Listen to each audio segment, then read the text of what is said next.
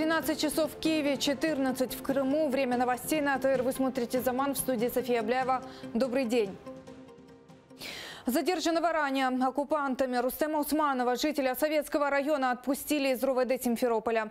В 7 утра ФСБ ворвалась в дом его отца Ибраима Усманова в Советском районе Крыма, село Урожайное. Ибраима Усманова дома не оказалось. Вооруженные силовики общались с женой и сыновьями.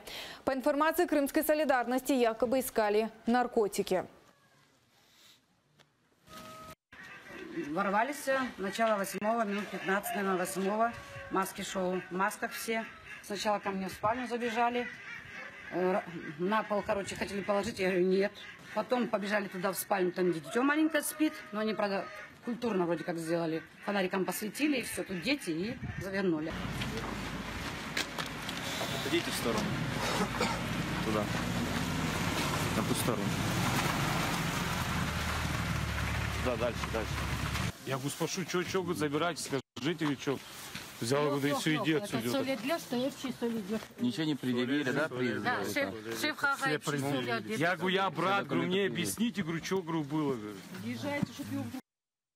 Активисты связывают действия силовиков с тем, что Ибраим Усманов на прошлой неделе в Киеве принял участие в торжественном заседании парламента Украины по случаю 100-й годовщины Курултая крымских татар. Ибраим Усманов – председатель Урожайнинского меджлиса и член Советского регионального меджлиса. Он активно посещает все судебные заседания, помогает семьям политзаключенных. Сегодняшние обыски и задержания в оккупированном Крыму прокомментировали в меджлисе.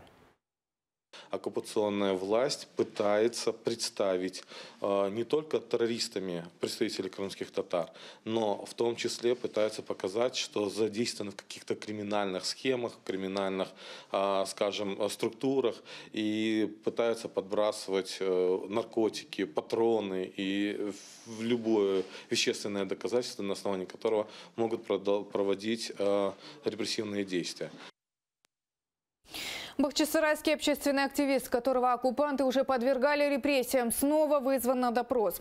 Сейтумир Сейтумеров скоро должен явиться в так называемый Центр по противодействию экстремизму МВД в Крыму.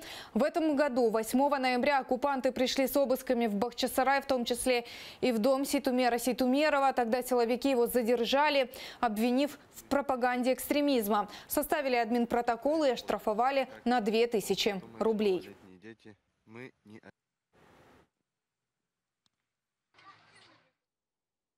В прокуратуре Автономной Республики Крым в Киеве говорили об ущемлении оккупационными властями элементарных прав человека на полуострове. Только с сентября по ноябрь силовики задержали около полусотни человек по надуманным обвинениям. Почти каждый день там обыскивают крымско-татарских активистов, судят их и штрафуют. Дискуссию слушала наша корреспондентка Эльвина Сидбулаева. Эльвина, тебе слово.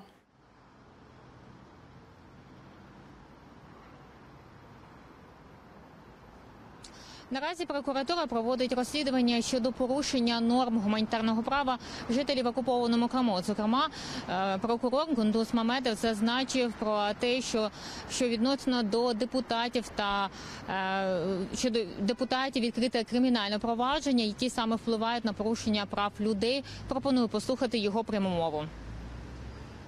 Каждая ситуация, каждый факт нарушения прав наших граждан нами не останется без нашего внимания.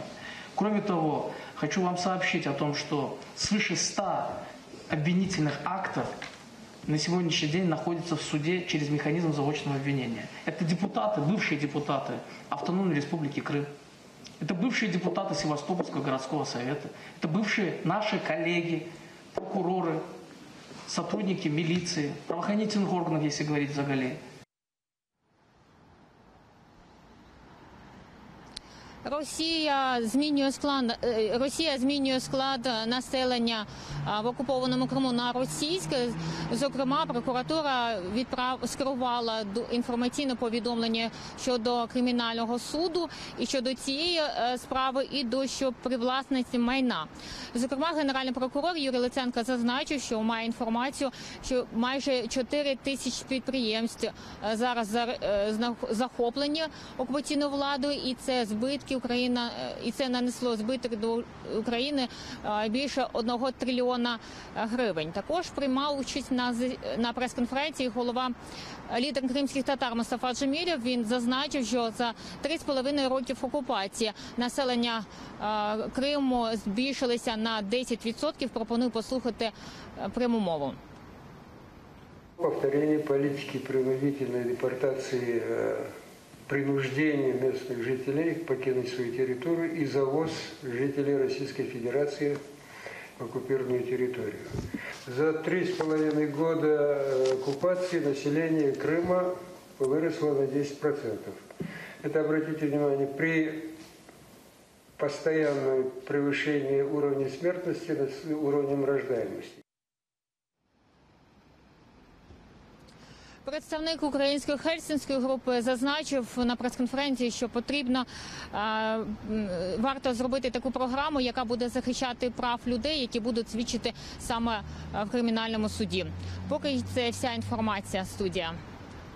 Спасибо. Это была наша Эльвина Сейтбулаева. Она рассказала о том, что сегодня в прокуратуре Автономной Республики Крым в Киеве обсуждали вопросы репрессий в оккупированном Крыму и о том, что они продолжаются.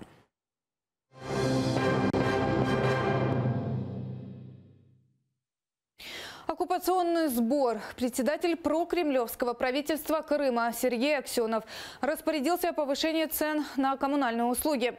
Подорожание ожидается в следующем году дважды, уже с 1 января и 1 июля. Приблизительно на 15% совокупного платежа за коммунальные услуги. А с начала этого года тарифы на коммунальные услуги в Крыму уже увеличивались более чем на 10%.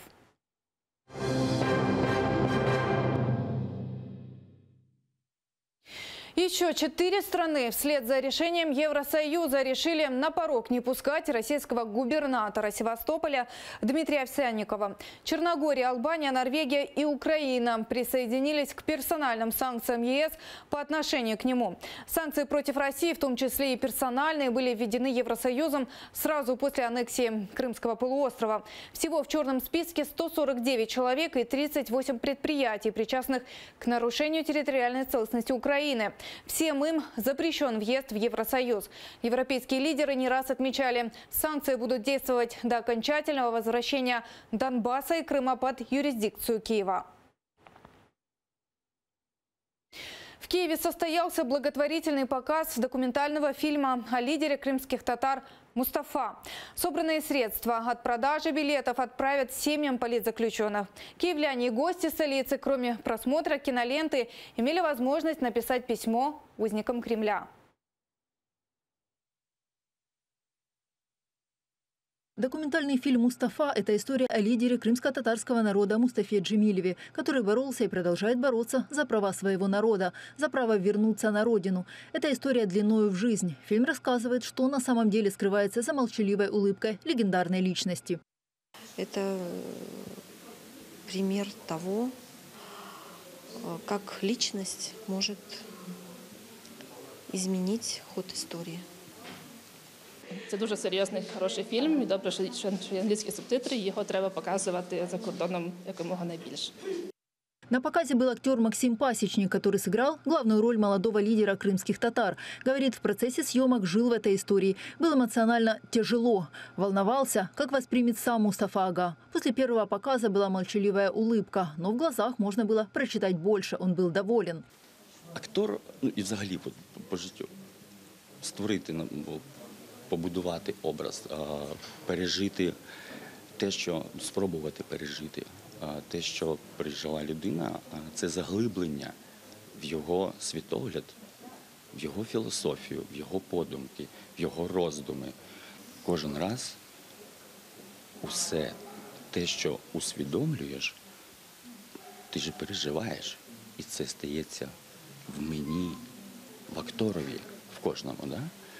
Він це переживає насправді. Жена Мустафы Джемилева Сафинар Ханум впервые увидела этот фильм. Говорит, фильм вышел документальный, собрано много диссидентов, которые боролись против коммунистической системы. И о каждом из них можно также писать историю и снимать фильмы. О Черноволе он также был тесно связан с Джемилевым. Создателям фильма большое спасибо, ведь фильм останется в истории навсегда и пойдет на пользу общества.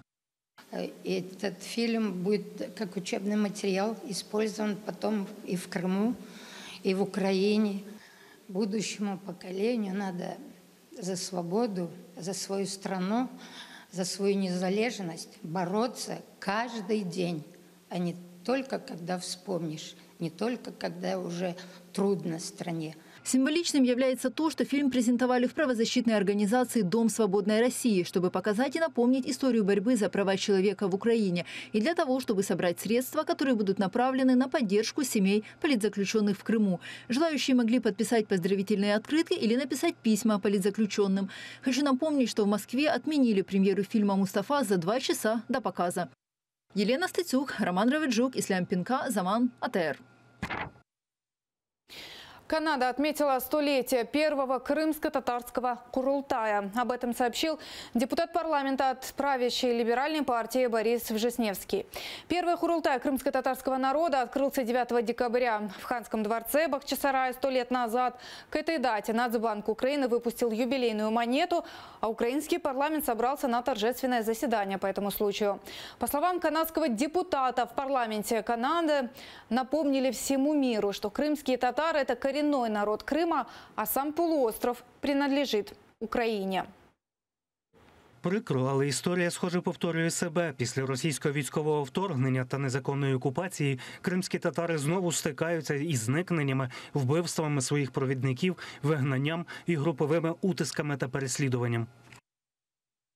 Полмира за 3 дня. Президент России Владимир Путин из Сирии прибыл в Турцию и встретился с президентом Реджеп Тайип Эрдоганом. Они обсудили вопросы урегулирования сирийского кризиса. В частности, говорили о подготовке международной встречи по этому вопросу, которая запланирована на конец декабря.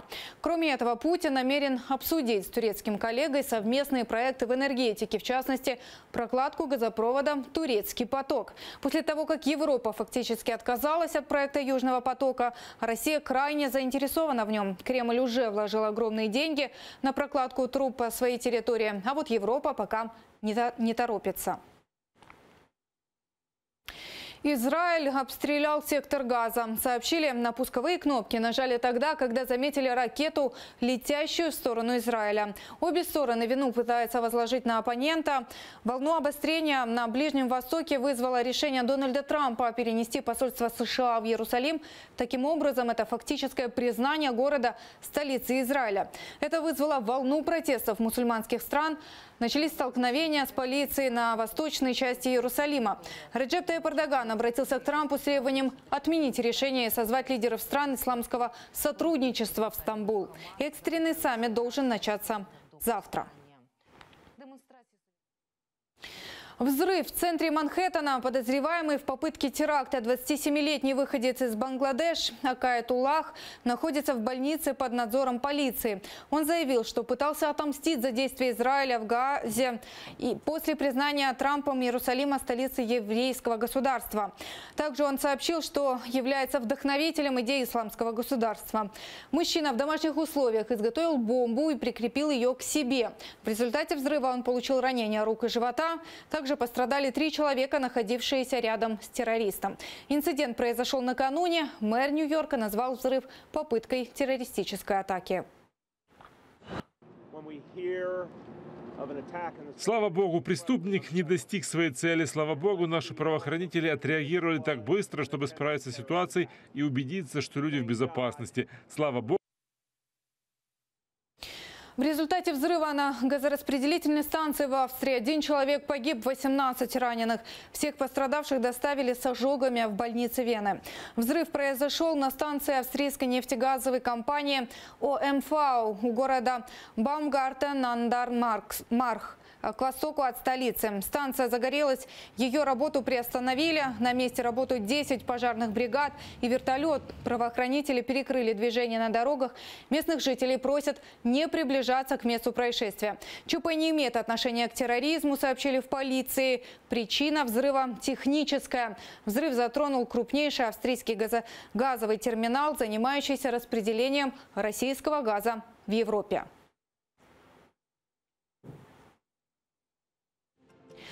На этом пока все. Следующий выпуск новостей смотрите в 14:00 и оставайтесь с АТР.